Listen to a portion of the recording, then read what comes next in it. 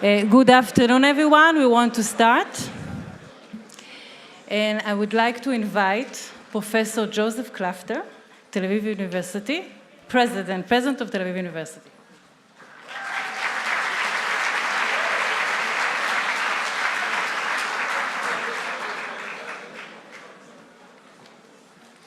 Good afternoon. I feel the excitement here in the auditorium. Welcome to this very, very special event. And it's a great privilege to host Mr. Jack Ma during his first trip to the State of Israel. Thank you very much for coming.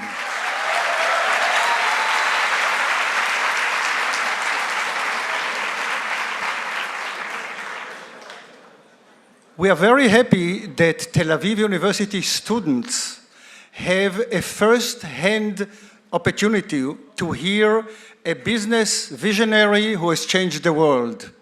Thank you again for being here.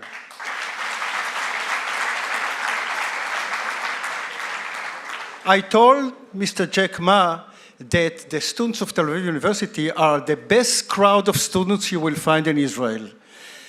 Tel Aviv University is the first choice of Israeli students. So the potential here is infinite. This is a gold mine. You know, Tel Aviv University graduates are ranked every year among the top 10 graduates of universities that are successful in creating startups backed by venture capital. The only university outside the United States. Since we also promote and encourage a lot of questioning with the students, Israeli students, you know, question a lot. So I think that this evening is really a perfect fit, a perfect dialogue that will be between you and these, I would say, the future entrepreneurs of Israel. I would like to call now upon Professor Frankel, the chairman of the Board of Governors, to introduce Mr. Jack Ma.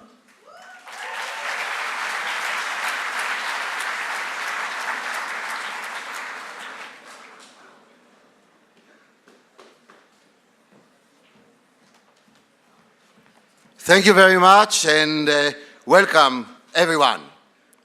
Two universal forces are meeting here this evening, education and e-commerce. They both know no borders, and they both present exciting conceptual frontiers to conquer. It is my pleasure to invite to the stage the moderator for this evening's discussion, Mr. Amnon Dick, the president of Israeli Friends of Tel Aviv University and Tau MBA graduate. He is now come back to Tel Aviv University to get a license to come to this room today because he is registered now as a student in our history and philosophies of science and digital culture. Please give him a hand, you already did it. I'd now like to introduce our special guest and good friend, Mr. Jack Ma.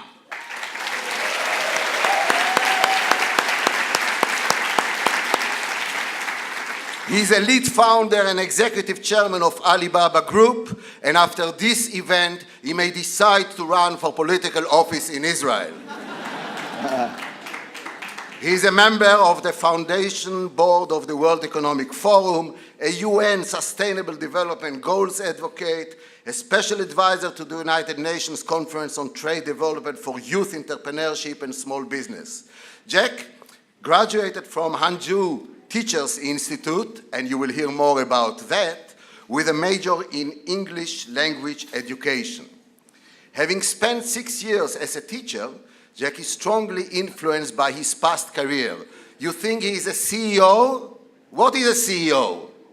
Chief Education Officer.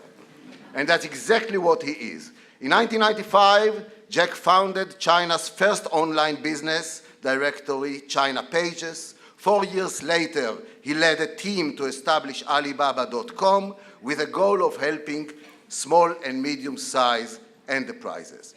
Alibaba Group has become the world's largest e-commerce and big data platform, serving tens of millions of businessmen around globe through e-commerce, online financial services, cloud computing, and smart logistics.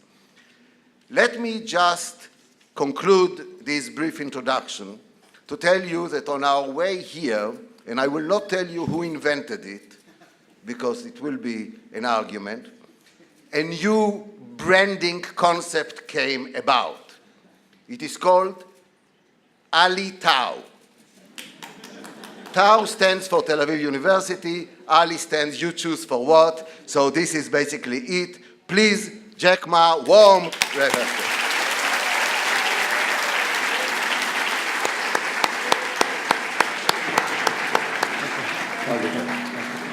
Well,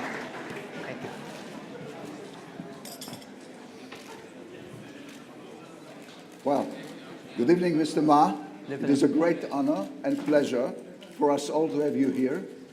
I'm going to start with the conversation with a few questions.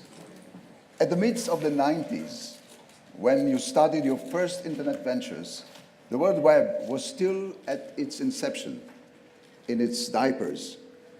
With some few tens of thousands of sites, today it has many hundreds of millions of sites. What did you see then that others didn't? Well, thank you so much for inviting. It's a good question. Let me answer in this way. I was so bad at schooling. I failed again in my university and high school test. I tried 3 years for entering university. And then finally I got into the poorest university in my city, which today I believe that is the best university in the world. Hangzhou Teachers College.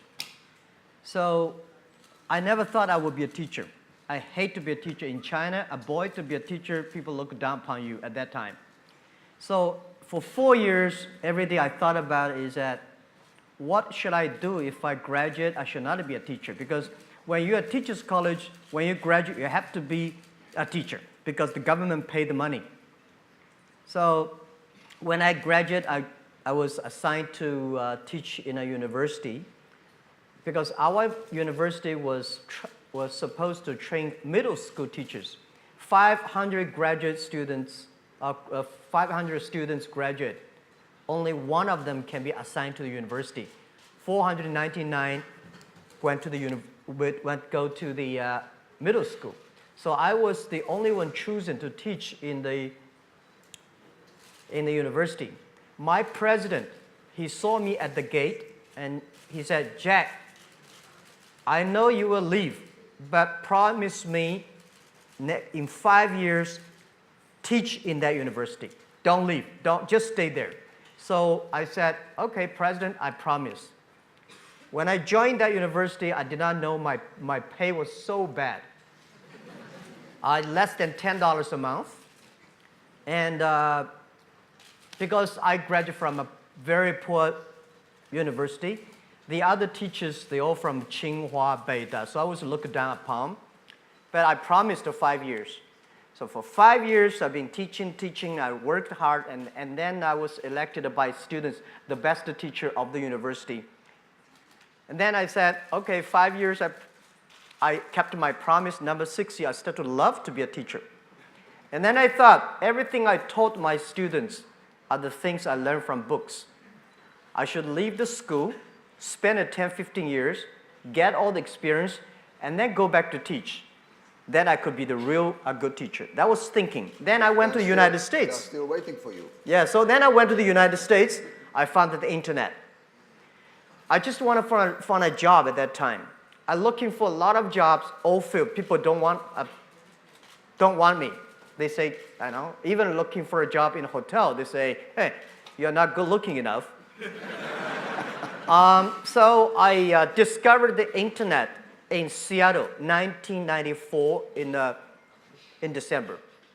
I searched the word beer. I was so scared of the computer. And my friend said, just search whatever you want to search. At that time, there's called Lycos, the earliest Mosaic, the browser, very early days. They say you search anything. So I first word search beer. There's no beer information on the internet from China. There's a Japanese beer, German beer, US beer. And then I search China, say there's no data about China. So I thought about, if I can put some Chinese information on the web, when people find out, that might be a good opportunity. So I did not know internet would be that big. I just wanted looking for a job.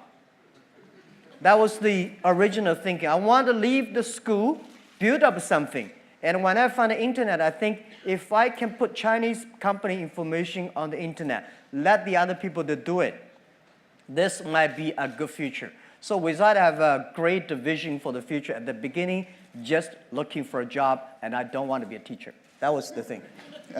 Honest answer. It's well known that you've been an English teacher. So let me, with your permission, allow me to teach you Hebrew. One word. One word in Hebrew. Okay. It's not very complicated.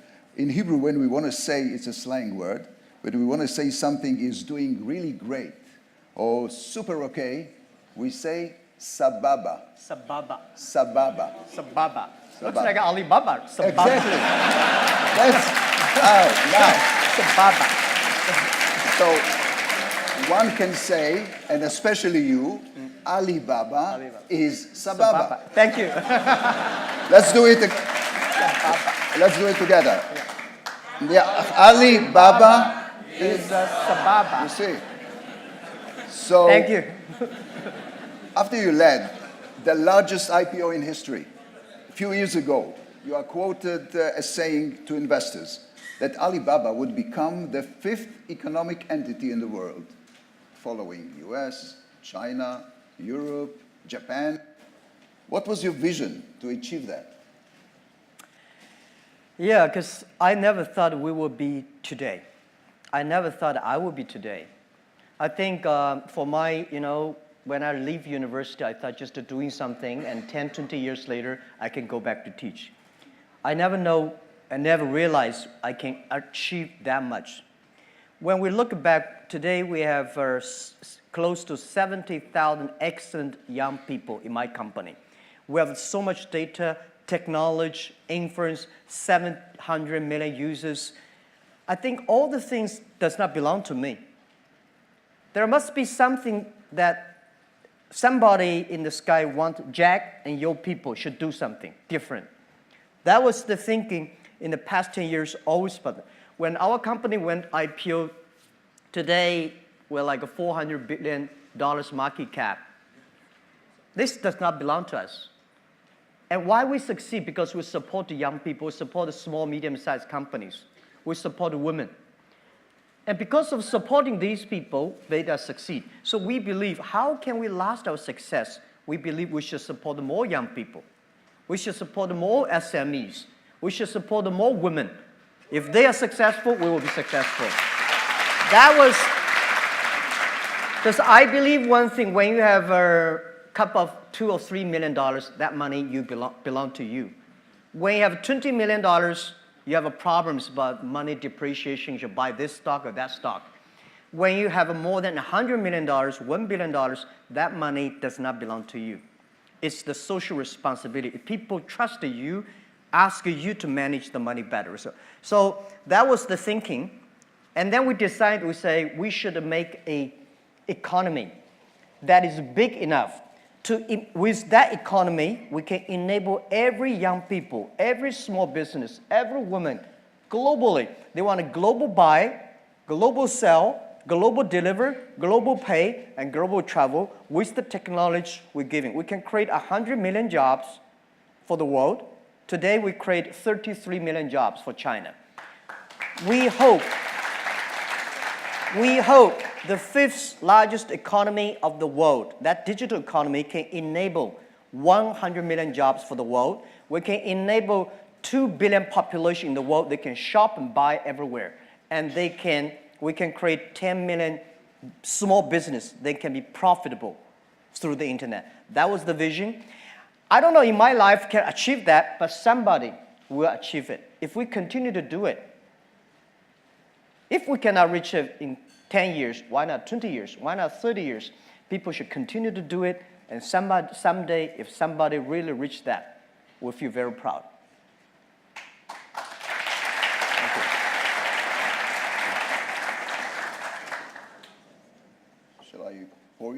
Thank you.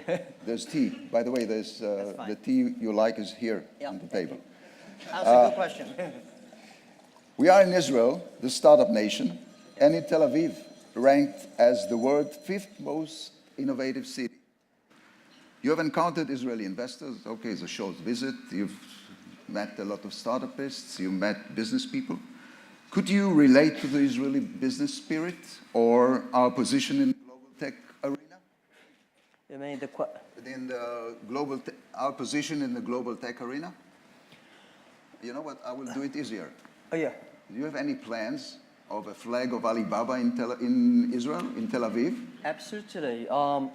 We've been thinking internally, we discussed a lot about where in this world Alibaba should have our base labs that should have our people that working together to reach, because the 5th largest economy does not belong to us, does not belong to Jack Ma and Ali. It belongs to the generation of this generation, belong to the world, belong to all the young people believe in the future, belong to the people who believe the technology can enable people. So one of the 3 countries we talk about is Israel. So we all talk about we should come to Israel, have a lab, and inviting the excellent, smart young people in Israel. Join the force together. Let's build up an economy that can empower young people, small business and women. So this is, we think, and actually we have already invested in 5 companies here. And we only have 12 people here. So this trip we brought almost 40 Alibaba senior management team, 40 heroes, not the thieves. We came together, we learned, we experienced, and we feel it. Everybody's so excited. In the past 3 days, every night, we debate, we discuss, we share until 11:30. Last night, we 11:45. We think we can do a lot of things here. And I think we'll continue to invest here. We will join together with join the force of the venture capitalists to encourage more startups. And we would love to hire more people here. Together, build the 5th largest economy. It's not the 5th largest economy, does not belong to Jack Ma, does not even belong to China. It belongs to our generation. That's what we think. Yeah. Let us take some questions from the students. Let's start with Ms. Fayrouz Rizkallah. She is from Israel, student of Eastern Asian Studies, Faculty of Humanities. Fayrouz, please.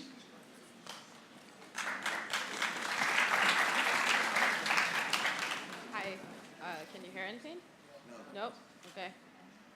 Now can everybody hear? Great. I'm very honored to be here and to be the first person to ask a question. As said, I am a student of East Asia Studies in Chinese and also Business Management here in Tel Aviv University. So therefore, I decided today to ask my question both in Chinese and in English. Good. So it's an opportunity for me to try my Chinese. I'll start with the Chinese version. 你今天能给年轻人最有价值的专业经验是什么? Which is, what is the most valuable professional advice you can give to young people today? Thank you. I think everybody is made unique and different. So you must have a unique and different way. A lot of people today have a lot of complaints. Say, I don't have opportunity. I complain a lot when I was young and suddenly realized complaint does not solve any problem. Where the opportunity always in the place where people complain.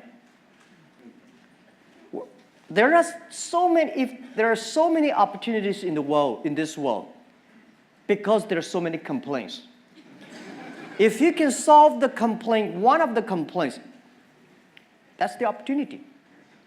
So this is what we made. I think young people, if my advice to be an entrepreneur, don't be scared of failure, of setbacks, and don't give up.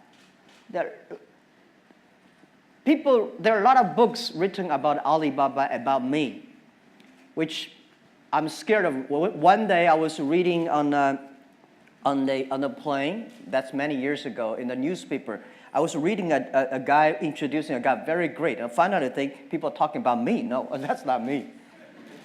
It was an article about a great person. And then finally, I find out they are talking about me. I'm not that great.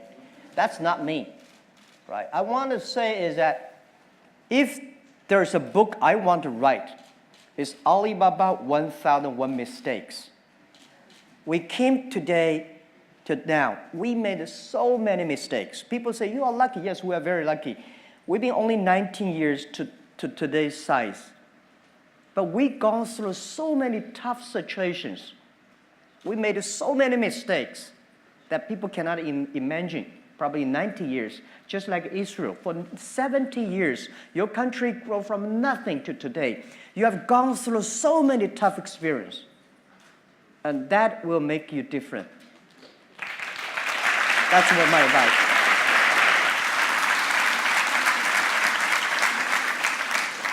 Next student is Miss Chen. She's a student from China, studying here in Tel Aviv University, MA in archaeology. By the way, your Chinese is very good. Good.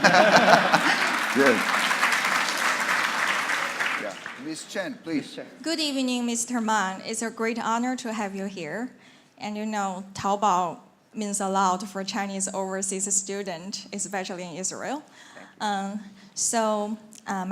question is, if you could magically meet anyone from the past, who would that be? Thank you. Meet or be the person, that person? You mean magically Meet that in person? Yeah. Well, there are a lot of people I want to meet. In China, if the person I want to meet is Deng Xiaoping, without him, there would be no Alibaba. It's the reform. China was so set back and closed. And Deng Xiaoping said, let's open the door. And I know he loves smoke. When he stopped smoke, he got sick and he passed away. And I want to have a cigarette with him and thank him. And I want to thank a lot of people that in the history that, you know, these people made great things that made us. So I think that Deng Xiaoping I would love to meet.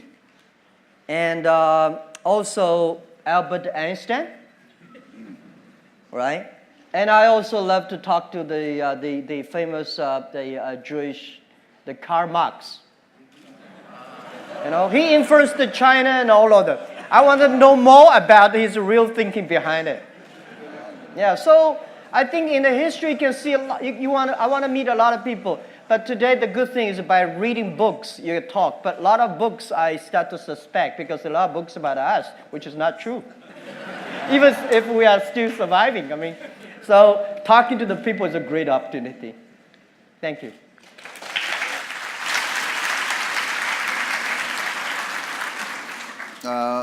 Next student is Miss Whitney Stewart. She's from the University of Pennsylvania. She's studying at Tel Aviv University at a study abroad program, which they come for a few months to study here, one semester. So Whitney Stewart, please. Hi, Mr. Ma. Thank you so much for being here with us today. It's an incredible honor. I would like to ask if you hire based on a specific educational background. Thank you. No. Absolutely not. Because if we hire based on the education background, Jack Ma can never be accepted by Alibaba. When we started the business, we had 18 founders, including me. 17 of them, most of them my students, and most of them, well, today people think these 18 people, the smartest people in China. We don't think we were smart. Honestly, we all graduate from the very poor schools. The only thing we did was that we are very united. We all believe the future. We are all optimistic. And we learn through mistakes. We never give up. When Alibaba first IPO'd in 2007 in Hong Kong, we had close to 500 millionaires. We made 500 millionaires, and I had a talk with people in the room. I say, hey, everybody, now we are very successful. We are all millionaires. Do you think we are smart than the others? People say, no. Do you think we work harder than the others? No. The early days, because we had a strange name, Alibaba, people say, what a company. A lot of people think it's a company of telling lies. We cannot even hire people. We say, if the people who is not that much disabled, we all hire them. Because nobody wants to join us. But we've gone through it. So I asked those 500 millionaires, there's one thing. Those people who think they're smart, after half year, they're all gone. They start to build up their own. They don't believe our model. They don't believe by helping others, by helping small business, you can make money. Because 20 years ago, only by helping big companies, you can make money. By helping small companies, you don't have a chance. So smart people left us. Those people believe they are excellent. The headhunting company all come. They headhunt our people. We are the people, nobody even come to hunt us. So we stayed. We have no choice. We don't have any company to go, but we believe our future. So after 10 years, we survived. And today, the same. We don't believe those people. I think this is what I give advice to students in Harvard or Tsinghua. If you graduate from famous university, please respect the people who graduate from the poor schools. Those people like us graduate from a poor universities, please respect yourself. We have chance if we work together. So,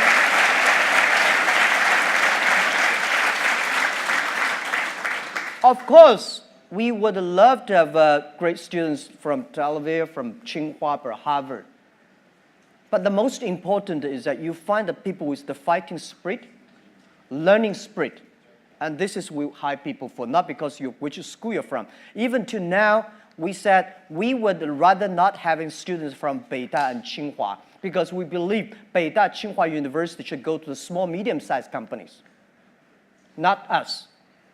Because we are helping small, medium-sized companies. If we take all the talents away, because today we have a lot of cash, we can giving high pay to get the best students from university.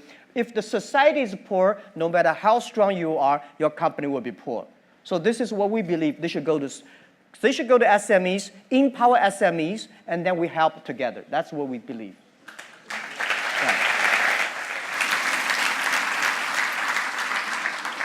Ms. Shani Masti, a student of industrial engineering, please. Hi. I really appreciate the vision that you have for the younger generation. And considering that, I was wondering, what do you wish for your children? My children. I want to be healthy, to be happier, do things what they like. They don't have to sort of do what the father wants them to do. They do things what they want. The only thing I think as the parents should giving them health, optimistic for the future. No matter whatever in your life, you will encounter all kinds of things. Be optimistic. And next is education. If she wants whatever education wants, I support her. Rest of it, she goes on her way. So this is what I expect my kids to have: good health and happiness. Don't be Jack Ma second. It's tough. Because I know I'm not me. I don't want my kids, unless they want to, right? I think I would tell them, it's very lonely. You have to have a strong will. Normally, if you want to be leaders means loneliness. Leaders means responsibility. If you're responsible for one person, you are yourself. If you are responsible 8 million people, you are Prime Minister of Israel.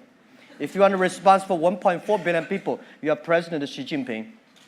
So it's about responsibility. Not everybody would love to do that. And it's okay. But this is what I give my children. I want them to be happy and healthy.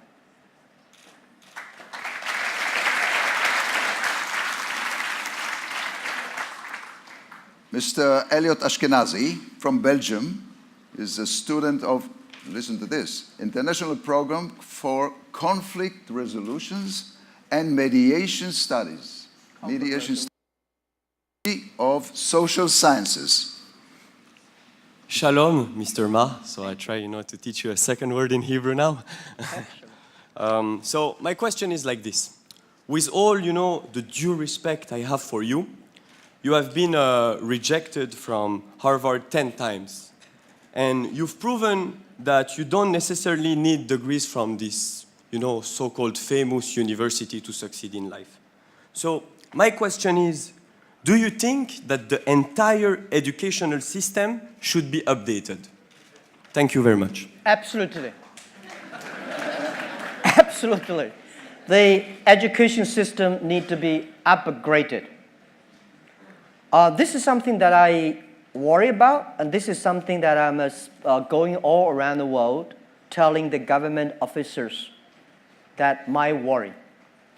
People worry about high technology, but young people don't worry about it. I feel very few young people worry about the future. Only senior people worry about it. One day when Alibaba used to be on PC, and then suddenly we moved to the mobile phone. A lot of people complain, mobile phone too small. How can you do shopping on such a mobile phone screen? And later we realized because our eyes are shut, are getting old. Young people never think it's small. They think it's big enough. Next to 30 years, the artificial intelligence, the robots, all the high tech will replace a lot of jobs. This is for sure. When human beings invented computers, human beings should know that computer will be much smarter than human beings. They remember, they calculate faster, and they never get upset. They always keep on doing things. But don't worry about it. Machine can never win human beings. Machine can do only things machine can do better. Human beings have hearts. Machine only have chips. So what worry me about is the way all the things we teach our kids today, how to remember more things, calculate faster, all these things, machine will do better. Next to 30 years, what are the things we should teach our kids that they will be different, they can do better, they can do the things machine cannot do? This is I discussed with the president, they all agree. I think we should teach our kids how to be more innovative, how to be more creative, and how to be more constructive. Human side is more important than the knowledge. I think the past 200 years, human being made a huge progress because of the knowledge-driven based education. I think next century, we should focus more on wisdom-based, or the human-based.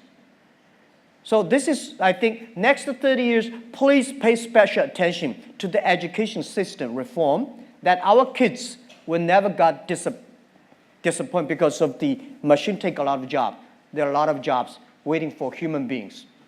And next thing is I want to say is that pay attention to these companies who have less than 30 employees. Please pay special attention to the young people who are below 30 years old, because this is the generation who were born internet. They will change the world. So education is the key.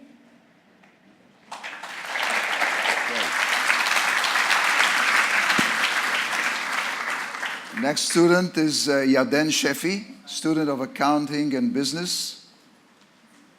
Please. By the way, we need a lot of social scientists in Alibaba. Because we have so many. We are managing an economy over 700 million people. That's so complicated. 1% of the bad guys, we got 7 million bad guys. And how to deal with it? Not all, you know, it's not only bad guys. Some people have a strange behavior, but so what Alibaba needs is not only engineers and software programs. We need a lot of psychologists, the social behavior experts, and you know, this is something that we have to managing. So yeah, but thank you for the question. Okay, so my question is, what was the most valuable professional advice ever given to you? Again? What was the most valuable professional advice ever given to you? Given to me. Yeah. What professional advice, the best that you can recall, was given to you? Well, the first 2-3 years for Alibaba was a disaster. We did not have a business model. People in China did not believe internet. People did not believe e-commerce. What we did, the 18 people together, like 40, 50 people, we only have a vision. We don't know how to do it. And then we got an excellent person. He worked more than 30 years in GE. He gave me, said, Jack, it's about the system. It's about the people, value, mission, and people training. That's the best. And then year 2002 and 3, 4, I spent a lot of time training our people with the value, mission, and professionalism. And then we got more managers, more leaders than most of the other startups. Then we started to do better. It's not about business model. Later, it's about create values for the others. And that is very good advice for me. And we made Alibaba different. Even to today, we are still so much mission-driven, value-driven. And I believe we want to last 102 years. We were born 1999. Last century, we had 1 year. We want to go through 100 years this century, plus 1 year, 102 cross 3 centuries. So in order to survive, we have to be mission-driven, value-driven, and people-driven. Today we do e-commerce. Tomorrow may not. The day after tomorrow, we don't know what we do. But if we're mission, value-driven, if we believe young people, if we want to supporting the other people to be more successful, there is always business model. There's always money to make. That's what we believe.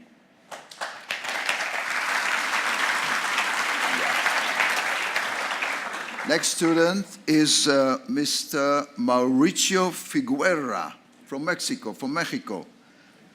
He studies laws. You still need lawyers in Alibaba? Yeah, we lawyers? need a law. Yeah. We need a law, but not necessarily lawyers. Sorry about that. Okay, he studies Master of Law at the Faculty of Law. Please. Yeah, thank you very much. I would like to know which is the first trait that you seek in a job candidate. Whichever the...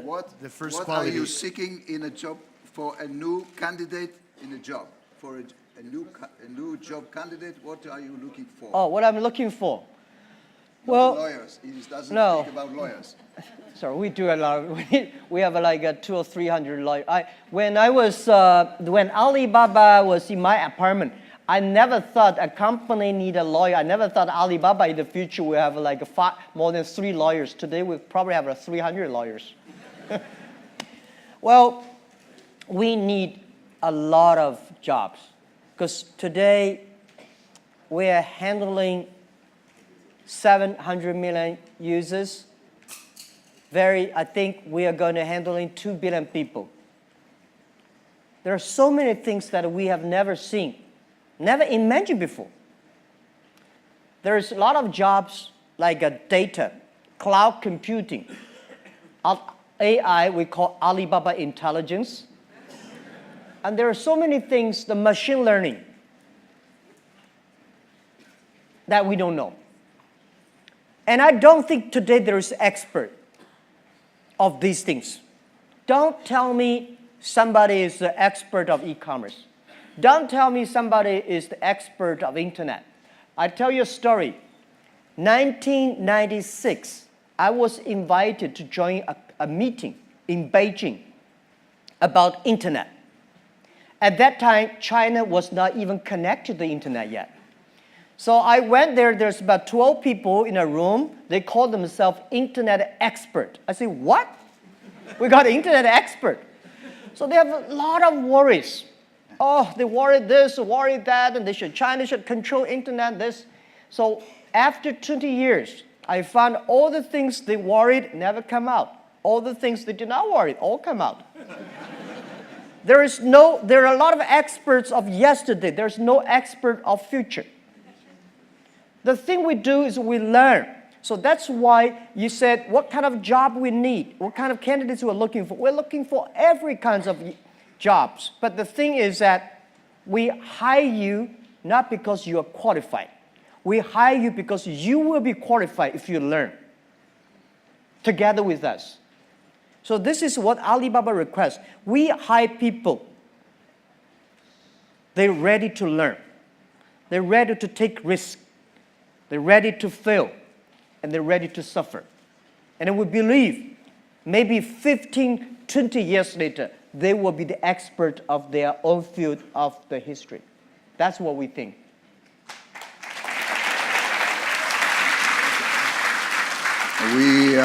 We're going to conclude the session, so let me ask you, before we conclude, a personal question.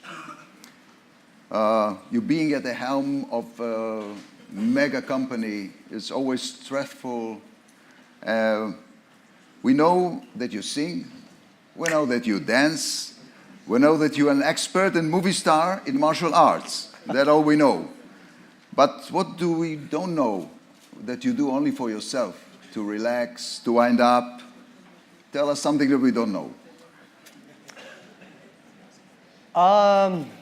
Of course, there are a lot of things you don't know, and and we won't know. Okay. Yeah, you say I sing. I sing very good in my bathroom. But when I sing in the public, always I feel this 3 times. In front of my colleagues, first time I feel 30,000 colleagues in the big auditorium. I thought I can sing well in my bathroom, so I started to sing there. Filled. And I love to paint. Oh, that's new. Yeah, I love to paint, but I'm not traditional painting. I think if Picasso can do it that way, why should I? Cannot do it that way. But I painted, and I got criticized by a lot of artists in China. They say, you are destroying our art. There are 3 Jack Ma's, I think. The first Jack Ma is people's imagination. You think he's great, he's bad. I think Jack Ma is not great, is not bad, he's not smart, he's a normal. The day when I told my 17 founders in my apartment, I say, if Jack Ma and his team can be successful, 70 or 80% of young people in China can be successful. We're not smart, we don't have money. We don't have technology. We don't have anything. The only thing is that we work together for future. So we said, if we succeed, 80% of young people in the world, they can be successful. That was who we are. So people say, Jack, this is that your imagination. That is not me. So when I look at people say, hey, Jack Ma, people criticize him. I'm happy. People criticize. That's not me. People praise him and say, no, that's not me. I know very well this is not me. The second Jack Ma is the CEO, chairman of Alibaba. That's a tough job because all the easy, good things my team finished. And tough job. The things that came to me, normally not easy. You have to be, you have to be a CEO-like. This is not me, it's my job. It's me, it's my personal. I'm a straight boy, like any boys, in a poor family. I came from a very poor family, poor education. I love to make friends. I love to have fun. So I want to be back to myself. This is what I do anything, a lot of things that any boy want to do, I want to do. And I want to enjoy a lot of lives. But this is why I want to retire early. I can go back to myself. Because this is not me. This is my job. And the real Jack is something that I always want to come out And yeah, every year I want to do something new. Well, Mr. Ma.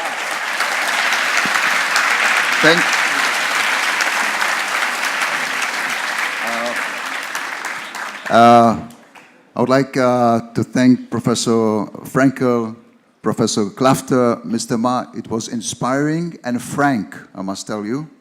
Dear audience, Mr. Ma is shortly be awarded a Tel Aviv University honorary doctorate. So let's give him a round of applause.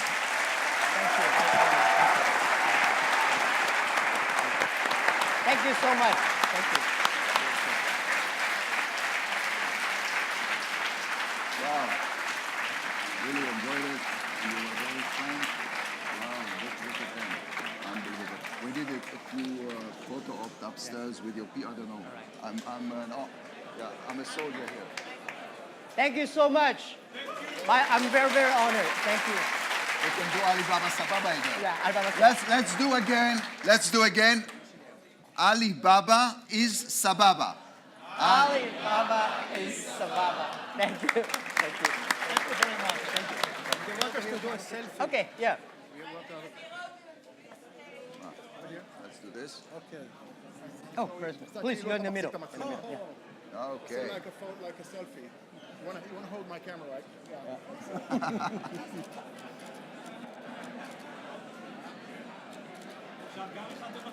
Yeah. Thank you. Thank you.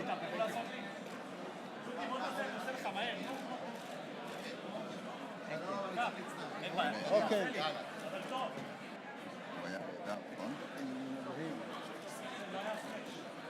Okay, okay. That's it. That's it. Thank you. Thank you. Yeah.